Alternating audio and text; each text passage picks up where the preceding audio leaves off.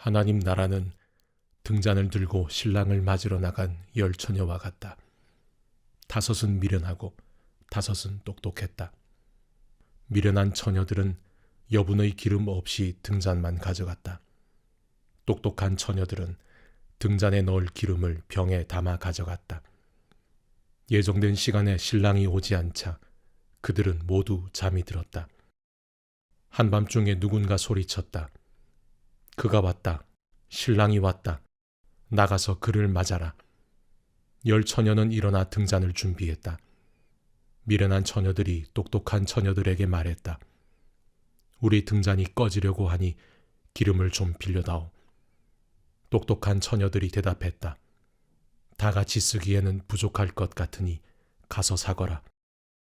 미련한 처녀들이 기름을 사러 나갔다. 그런데 그 사이에 신랑이 온 것이다. 신랑을 맞으려고 그곳에 있던 사람들은 모두 결혼잔치에 들어갔고 문이 잠겼다. 한참 후에 미련한 처녀들이 와서 문을 두드리며 말했다. 주님, 우리가 왔습니다. 들여보내 주십시오. 그가 대답했다. 너희가 나를 아느냐? 나는 너희를 모른다. 그러니 깨어 있어라. 그가 언제 올지 모른다. 천국은 또 장시간 여행을 떠나는 어떤 사람과 같다. 그는 종들을 한데 불러서 책임을 맡겼다. 그는 각자의 능력에 따라 한 종에게는 5천만 원을, 다른 종에게는 2천만 원을, 세 번째 종에게는 1,000만 원을 주고 떠났다. 첫 번째 종은 즉시 가서 일하여 주인의 투자금을 2배로 늘렸다. 두 번째 종도 똑같이 했다. 그러나 1,000만 원을 받은 종은 구덩이를 파고 그 속에 주인의 돈을 잘 묻어두었다. 오래 자리를 비운 끝에 세 종의 주인이 돌아와서 그들과 계산을 했다. 5천만 원을 받은 종은 투자금을 어떻게 2배로 늘렸는지 주인에게 설명했다. 주인이 그를 칭찬했다. 수고했다. 일을 잘했구나. 지금부터 내 동업자가 되어라. 2천만 원을 받은 종도 주인의 투자금을 어떻게 2배로 늘렸는지 설명했다. 주인이 그를 칭찬했다. 수고했다. 일을 잘했구나. 지금부터 내 동업자가 되어라. 1,000만 원을 받은 종이 말했다. 주인님, 제가 알기로 당신은 기준이 높고 경거망동을 싫어하며 최선을 요구하고 실수를 용납하지 않습니다. 저는 당신을 실망시킬까봐 두려워서 숨겨두기 적당한 곳을 찾아 돈을 잘 보관했습니다. 여기 1원 한 푼 축내지 않고 고스란히 가져왔습니다. 주인은 경노했다. 그것은 비참하게 사는 길이다. 그렇게 조심조심 살다니 한심하다. 내가 최선을 요구하는 줄 안다면서 어째서 너는 최소한에도 못 미치는 행동을 했느냐. 적어도 그 돈을 은행에라도 맡겼더라면 내가 약간의 이자라도 받았을 게 아니냐. 1,000만 원을 빼앗아서 모험을 가장 많이 한 사람에게 주어라. 그리고 위험한 상황을 피해 안전에만 급급한 이 사람을 내쫓아라. 칠흑 같은 어둠 속에 던져라. 인자가 마침내 아름다운 광채를 바라며 모든 천사들과 함께 올 때에 그는 자기 영광의 보좌에 앉을 것이다. 모든 나라가 그 앞에 늘어설 그때 그는 마치 목자가 양과 염소를 구분하여 양은 자기 오른편에 염소는 자기 왼편에 두는 것처럼 사람들을 구분할 것이다. 그때 왕이 자기 오른편에 있는 사람들에게 말할 것이다. 내 아버지께 복받은 사람들아, 들어오너라. 이 나라에서 너희가 받을 것을 받아라. 창세 이후로 너희를 위해 준비된 것이다. 그 이유는 이렇다. 내가 배고플 때 너희가 내게 먹을 것을 주었고, 내가 목마를 때 너희가 내게 마실 것을 주었고, 내가 집이 없을 때 너희가 내게 방을 내주었고, 내가 떨고 있을 때 너희가 내게 옷을 주었고, 내가 병들었을 때 너희가 내게 문병을 놨고, 내가 감옥에 갇혔을 때 너희가 내게 면회를 왔다. 그러면 그 양들이 말할 것이다. 주님, 무슨 말씀이십니까? 언제 우리가 주님이 배고프신 것을 보고 먹을 것을 드렸고 목마르신 것을 보고 마실 것을 드렸습니까? 그러면 왕이 말할 것이다. 내가 중대한 진리를 말한다. 너희가 무시당하거나 남이 알아주지 않는 사람에게 그런 일 하나라도 하면 너희는 바로 나한테 한 것이다. 이어서 왕이 자기 왼편에 있는 염소들을 보고 말할 것이다. 이 무익한 염소들아, 나가거라. 너희는 지옥불 말고는 아무 짝에도 쓸모가 없다. 그 이유를 묻는다면 이렇다. 내가 배고플 때 너희가 내게 먹을 것을 주지 않았고, 내가 목마를 때 너희가 내게 마실 것을 주지 않았고, 내가 집이 없을 때 너희가 내게 잠자리를 내주지 않았고, 내가 떨고 있을 때 너희가 내게 옷을 주지 않았고, 내가 병들고 감옥에 갇혔을 때 너희가 내게 와보지 않았다. 그러면 그 염소들이 말할 것이다. 주님, 무슨 말씀이십니까? 언제 우리가 주님이 배고프시거나 목마르시거나 집이 없으시거나 떨고 계시거나 병드셨거나 감옥에 계신 것을 보고 도와드리지 않았습니까? 왕이 그들에게 대답할 것이다. 내가 중대한 진리를 말한다. 너희가 무시당하거나 남이 알아주지 않는 사람한테 그런 일 하나라도 하지 않으면 너희는 바로 나한테 하지 않은 것이다. 염소들은 영원한 멸망으로, 양들은 영원한 상급으로 나아가게 될 것이다. 예수께서 이 말씀을 마치시고 제자들에게 말씀하셨다. 이제 이틀 후면 유월절이다.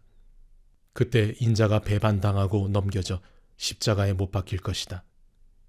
그 순간에 대제사장과 종교 지도자들 무리가 가야바라 하는 대제사장의 집무실에 모여 예수를 몰래 잡아 죽이려는 음모를 꾸미고 있었다. 그들은 괜히 폭동이 나는 것은 싫다고 말하며 유월절 기간에는 그 일을 하지 않기로 뜻을 모았다. 예수께서 나병 환자 시몬의 손님으로 베다니에 계실 때 어떤 여자가 다가와서 저녁을 드시는 그분께 아주 값비싼 향유 한 병을 부었다. 제자들이 그것을 보고 발끈했다. 저렇게 한심한 일을 하다니, 이것을 큰 돈을 받고 팔아서 그 돈을 가난한 사람들에게 줄 수도 있었을 텐데. 예수께서 사태를 알아차리고 끼어드셨다. 너희는 어째서 이 여자를 괴롭게 하느냐? 이 여자는 지금 나한테 말할 수 없이 소중한 일을 한 것이다. 가난한 사람들은 평생 동안 너희와 함께 있겠지만 나는 그렇지 않다. 이 여자가 내 몸에 향유를 부은 것은 내게 기름을 부어 내 장례를 준비한 것이다. 내가 분명히 말한다. 온 세상에 메시지가 전파되는 곳마다 지금 이 여자가 한 일도 기억되고 기려질 것이다. 그때 12제자 가운데 하나인 가룟 유다라는 자가 대제사장 무리에게 가서 말했다. 그를 당신들에게 넘겨주면 얼마나 주겠소? 그들은 은화 30개 합의했다. 그때부터 유다는 예수를 넘겨줄 적당한 기회를 노렸다. 무교절 첫날 제자들이 예수께 와서 말했다. 우리가 어디에서 유월절 식사를 준비하기 원하십니까? 예수께서 말씀하셨다. 시내로 들어가 한 남자한테 가서 선생님께서 내 때가 다 되었으니 나와 내 제자들이 네 집에서 유월절 식사를 지키고자 한다고 말하여라. 제자들은 정확히 예수께서 지시하신 대로 유월절 식사를 준비했다. 해가 진 후에 예수와 12제자가 식탁에 둘러앉았다. 식사 중에 예수께서 말씀하셨다. 괴롭지만 너희에게 중요한 말을 해야겠다.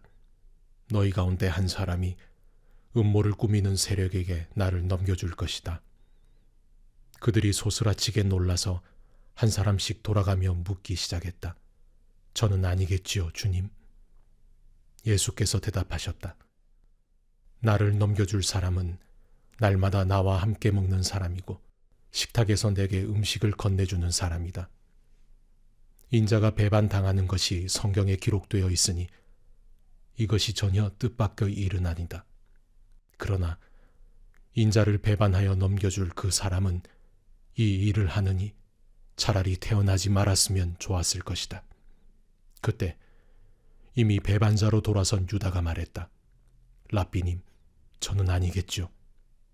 예수께서 말씀하셨다. 유다야, 나를 속일 생각은 마라. 식사 중에 예수께서 빵을 들어 축복하시고 떼어서 제자들에게 주셨다. 받아서 먹어라. 이것은 내 몸이다. 또 잔을 들어 하나님께 감사하신 후에 그들에게 주셨다. 너희 모두 이것을 마셔라. 이것은 내 피다. 죄를 용서하려고 많은 사람들을 위해 붓는 하나님의 새 언약이다. 내 아버지의 나라에서 너희와 함께 마실 새날까지 내가 이 잔으로 다시는 포도주를 마시지 않을 것이다. 그들은 찬송을 부르고 곧장 올리브산으로 갔다. 그때 예수께서 제자들에게 말씀하셨다. 이 밤이 다하기 전에 내게 벌어지는 일 때문에 너희가 넘어지고 말 것이다. 성경은 이렇게 말한다. 내가 목자를 치리니 양들이 허둥지둥 흩어질 것이다. 그러나 내가 살아난 뒤에는 너희 목자인 내가 너희보다 먼저 앞장서 갈릴리로 갈 것이다. 베드로가 불쑥 끼어들었다.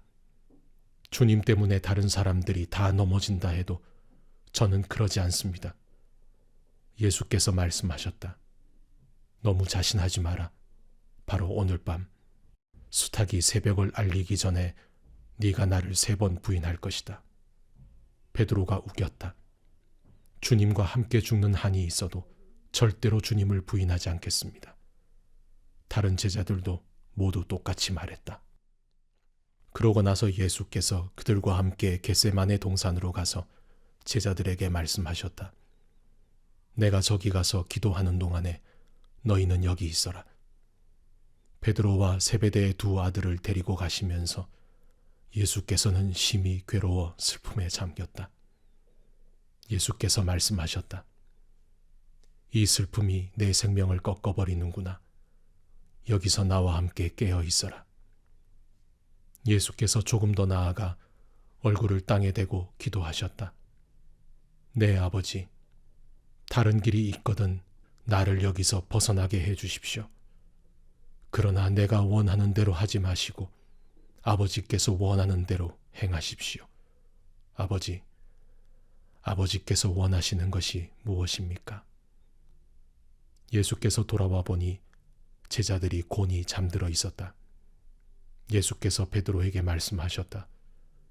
단 1시간도 나와 함께 견딜 수 없더냐? 깨어 있어라. 위험에 처한 줄도 모른 채 유혹에 빠지는 일이 없도록 기도하여라.